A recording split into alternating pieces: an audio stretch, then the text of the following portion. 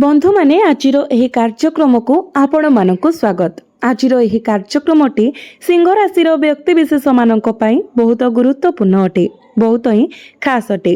कारण 29 जुलाई 2026 सोमवार दिन पड़िबाकु जाउछि पवित्र देवस्नान पूर्णिमा एवं एही दिन ठारू आपणक जीवन रे एक बहुत बड़ परिवर्तन आसीबा पई जाउछि। कारण प्रमुख ग्रह माने निजर राशि परिवर्तन करि सारिछन्ति, जहार गभीर प्रभाव आपणक उपरे पड़िछि एवं आपणकर प्रत्येक क्षेत्र रे किछि ना किछि परिवर्तन आसीबा पई जाउछि। अनेक क्षेत्र रे आपणक सफलता मिलिबा पई जाउछि एवं किछि क्षेत्र रे आपणक सतर्कतार मध्य आवश्यकता रहिछि। आपणकर स्वास्थ्य, शिक्षा, प्रेम जीवन, वैवाहिक जीवन, भाग्य, क्यारियर एवं व्यापार वाणिज्य प्रत्येक क्षेत्र में आपण परिवर्तन देखा पाइबे। तो बंधु माने आपणको केउ सबु सफलता मिलिबाकु जाउछि एवं केउ सबु क्षेत्र में आपणको सतर्कतार आवश्यकता रहिछि से विषय जानिबा पई आपण माने भिडियोटी को स्किप न करी शेष पर्यंत निश्चय देखंतु एवं भिडियोटी को लाइक करी चैनलटी को सब्सक्राइब करि दियंतु। कमेंट बॉक्स रे भक्ति एवं श्रद्धार सहित जय श्री जगन्नाथ, जय मां लक्ष्मी निश्चय लिखंतु। तो बंधु माने आसंतु आरंभ करिबा आजिर एही कार्यक्रम को, जहां आपणकर जन्म राशि तथा चंद्र राशि उपरे आधारित अटे। तो आपणकर राशि अधिपति हेउछन्ति सूर्य, जे कि आपणकर एकादश भावरे गोचर करूछन्ति। आपणकर प्रथम भावरे गोचर करूछन्ति केतु, सप्तम भावरे गोचर करूछन्ति राहु, अष्टम भावरे गोचर करूछन्ति शनि, दशम भावरे गोचर करूछन्ति मंगल एवं द्वादश भावरे गोचर करूछन्ति शुक्र, बुध एवं गुरु। तो प्रथमे आसंतु जानिबा आपणकर स्वास्थ्य रे केउ परिवर्तन आसीबो। तो बंधु माने कुंडलीर प्रथम भावटी होइथाय आपणकर स्वास्थ्यर भाव, इम्युनिटी सिस्टम रो भाव। आपणक प्रथम भावर अधिपति हेउछन्ति सूर्य, जे कि एकादश भावरे गोचर करूछन्ति एवं आपणकर प्रथम भावरे गोचर करूछन्ति केतु। 16 जुलाई को सूर्य आपणकर द्वादश भावरे प्रवेश करिवे। तो 16 जुलाई पूर्वरु आपणकर स्वास्थ्य ठीक रहिबो, किंतु 16 जुलाई परे जेतेबेले सूर्य द्वादश भाव को प्रवेश करिवे तो आपणको आपणकर स्वास्थ्य प्रति ध्यान देबाको पड़िबो। जेतेबेले आपणकर राशिर शासक ग्रह द्वादश भावरे प्रवेश करिवे तो ताहा आपणकर स्वास्थ्य पई अनुकूल प्रभाव देबो नाही। एहा रोग प्रतिरोधक शक्ति ह्रास करि पारे। आपनको थंडा, काश, ज्वर, एलर्जी, इन्फेक्शन भली समस्या देखा दे पारे। तो ए सब प्रति आपनको सतर्क रहिबाको पड़िबो। यह व्यतीत आपणक आखिरी ज्वलन भली बंध समस्या देखा दे पारे। तेणु 16 जुलाई परे एही जिनिस गुड़िक प्रति आपणको सतर्क रहिबाको पड़िबो। किंतु 16 जुलाई पर्यंत स्वास्थ्य आपणकर बहुत भल रहुछि। 16 जुलाई पर्यंत स्वास्थ्य को नेकी चिंता करिवार कोनोसी कारण नाही। एबे आसंतु जानिबा आपणकर शिक्षा क्षेत्र विषय। बंधु माने कुंडलीर पंचम भावटी होइथाय आपणकर शिक्षार भाव। आपणक पंचम भावर अधिपति हेउछन्ति देवगुरु बृहस्पति, जे कि आपणकर द्वादश भावरे उच्चस्थ अछन्ति। तो बंधु माने आपण आपणकर पाठ पढ़ारे किछि परिवर्तन करिसंति कि किंबा किछि परिवर्तन करिबा पई योजना करूछंति कि? जदि आपण आगामी 2 किंबा 3 मास मध्यरे आपणकर पाठ पढ़ारे परिवर्तन करिसंति किंबा करिबाको चाहुछंति, आपणकर शिक्षागत उद्देश्य रे दूरयात्रा करिबा पई चाहुछंति, तेबे मो कहिबे जे हा आपणक पई एक उत्तम समय। द्वादश भावरे गुरुंकर प्रवेश सूचाई दिए जे आपणकर कोचिंग क्लास किंबा परीक्षा केंद्र बहुत दूर रे अवस्थित होई पारे किंबा आपणकर पाठ पढ़ा पई दूर यात्रा करि पारंती। प्रकृत रे यह आपणकर शिक्षा पई अत्यंत अनुकूल रहिबो, कारण गुरु उच्चस्थ अछंती, अर्थात यार शिखर शक्ति रे अछंती।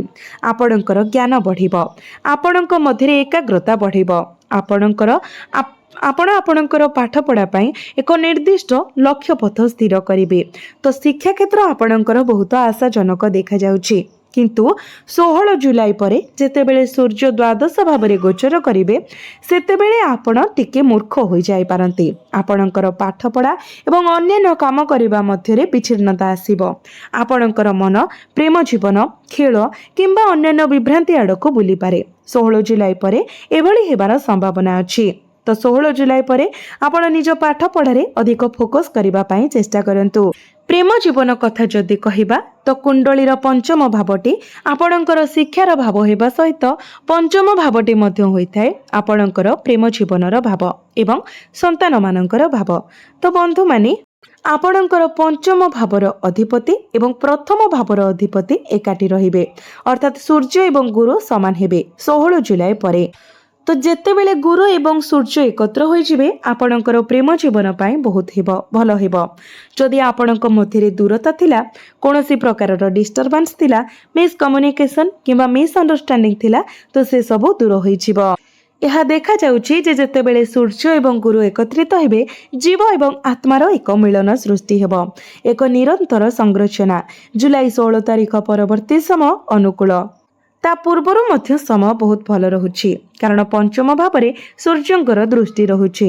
जदि आपण वर्तमान प्रेम संपर्क रे नाहांती जदि आपण अविवाहित तेबे यह देखा जाउछि जे आपण कहा सहित एक दृढ़ आसक्ति किंबा भल बंधुता गढ़ी पारिबे। आपणक पई एक दृढ़ संपर्क विकसित होई पारे यह बहुत सकारात्मक। एबे आपणक वैवाहिक जीवन विषय आलोचना करिबा। एठारे एक मोड़ अछि।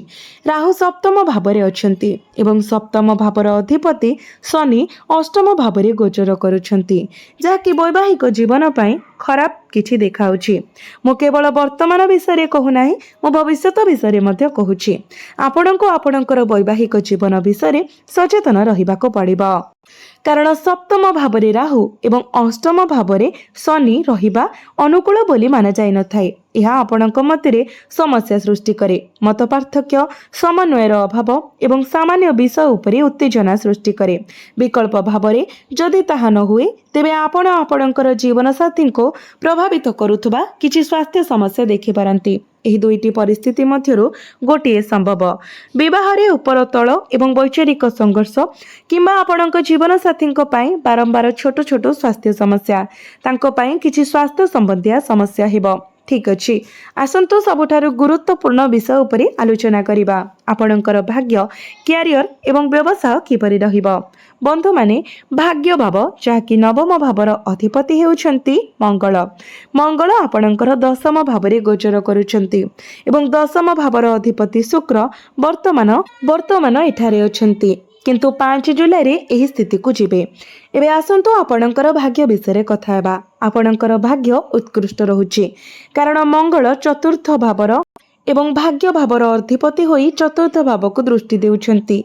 यार अर्थ हेउछि जे मंगल दशम भावरे बसिथिबा बेले भाग्य भाव एवं सुख भाव मध्यरे एक संजोग सृष्टि करुछंती जहाँकि केन्द्र त्रिकोण राजयोगर निर्माण हेउछि एक असाधारण शुभ संयोजना जोंठारे भाग्यर अधिपति दशम भावरे वास करंती। एहाठारु भल संजोग आउ किछि नाही। एहा एक अत्यंत अनुकूल संयोजना जहाँ आपणक भाग्य को यथेष्ट भावरे मजबूत करे। यार अर्थ हेउछि जदि आपण संपत्ति जमी किंबा अन्य कोनोसी उद्यम करबाको चाहंती तेबे आपणको एहा करबा उचित। भाग्य भावर अधिपति एवं दशम भावर अधिपति मध्य संपर्क उत्कृष्ट एवं यह उत्तम फलाफल देव। आपण गोल्ड प्रॉपर्टी किंबा स्टॉक मार्केट रे जदि इन्वेस्टमेंट करबा को चाहुछंती किंबा एक नूतन व्यवसाय उद्यम आरंभ करबा को चाहंती किंबा आपणकर किछि बड़ मीटिंग अछि आपण जहा भी करबा को निष्पत्ति नेउछंती ताहा आपणक पई बहुत लाभदायक प्रमाणित हेबो। मंगल हेउछंती आपणक दशम भाव को प्रभावित करुथबा ग्रह। तो आपणकर कैरियर मध्य जुलाई 5 परे बहुत भल रहुछि। जदि आपणक पाखरे चाकरी नाही तो चाकरी मिलिबार संभावना अधिक रहुछि। जदि आपण चाकरी करूछंती तो पदोन्नतिर संभावना रहुछि। दशम भावरे मंगल थिबारु आपणकर अपार शक्ति एवं साहस रहिबो। आपणकर व्यक्तिगत शक्ति एवं साहस रे वृद्धि हेबो। आपण अन्य मानकर मतामत प्रति चिंताहीन होइछिबे। आपण आत्मविश्वासी हेबे जे आपणकर कार्य गुड़िक सठिक। आपण दृढ़ नेतृत्व गुण प्रदर्शन करिवे। दल परिचालन रे उत्कर्षता हासिल करिवे एवं आईटी एवं इंजीनियरिंग भली क्षेत्र रे भल प्रदर्शन करिवे। यह एक बहुत सकारात्मक स्थान। तो आपणक पई आपणकर कैरियर मध्य उत्कृष्ट रहिबो। तेबे मने रखंतु कोनोसी पॉलिटिक्स रे फसंतु नाही। जदि कोनोसी स्थान रे जुक्ति तर्क किंबा किछि भी वाद विवाद लागि रहुछि से स्थान को जानतु नाही। सेठारु आपण जेथा संभव दूरेई रहंतु। व्यवसाय कथा जदि कहबा तो 7 जुलाई को बुध बकरी हेबे एवं आपणकर एकादश भाव में प्रवेश करेंगे सेतेबेले व्यवसाय रे मध्य आपण आहुरी अधिक ग्रोथ देखा पाइबे। जुलाई 7 पूर्व समय विशेष अनुकूल नुहे किंतु 7 परे आपण बिजनेस रे आपण अधिक लाभ देखा पाइबे। आपणकर डेली इनकम बढ़िबो प्रॉफिट हेबो। आपण जदि चाहूचंती तो नूतन व्यवसाय मध्य आरंभ करि परिबे। तो बंधु माने एबे आसंतु जानिबा किछि प्रतिकार विषय जो प्रतिकार गुड़िक करबा द्वारा आपण को अधिक मात्रा रे शुभ फल प्राप्ति हेबो। तो आपण प्रत्येक दिन उदित सूर्य को तंबा पात्र रे जलार्घ्य अर्पण करंतु। प्रत्येक दिन आदित्य हृदय स्तोत्रम पाठ करंतु। प्रत्येक दिन हनुमान चालीसा पाठ करने सहित प्रत्येक दिन मंगलंकर बीज मंत्र 108 थर जप करंतु। आपण को अधिक मात्रा रे शुभ फल प्राप्ति हेबो। एवं जदि पारुछंती तो सोमवार दिन शिव मंदिर रे प्रभु शिव को जलाभिषेक करंतु।